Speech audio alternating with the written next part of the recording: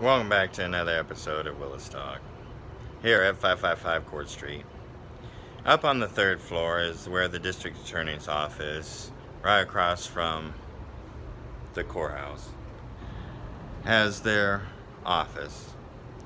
They have the difficult job of prosecuting criminals, a select few of criminals, because honestly, if every criminal stuck to their guns and went to a trial, not every criminal would receive a trial. Many cases would never even see the light of day.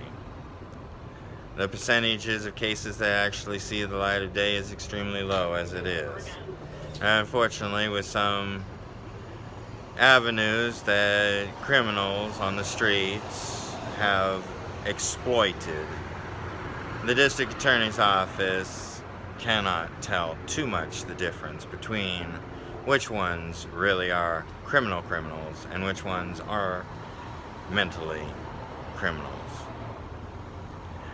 There is a two-sided difference there. The two-sided difference is where somebody does a crime and they know full heartedly it is a crime. They could be prosecuted, but then they act no offense, I'm meaning, but that's exactly what these criminals do.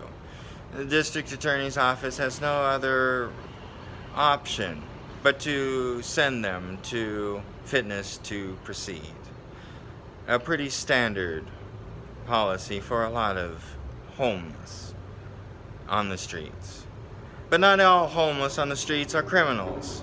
Some are very downtrodden individuals that they could use just a helping hand up, and they would become part of the bigger picture, a useful part. They're still a part of the picture. They're just sitting around doing their own thing. Those things that you complain about that they're doing. Just saying. Unfortunately, the criminals are eating up on the other part, the part for the ones that do have mental conditions that prevented them, or even learning disabilities that are easily started to be corrected through that program.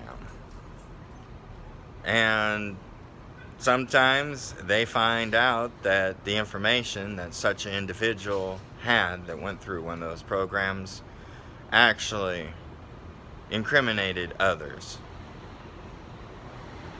Until next time, this is Willis signing off.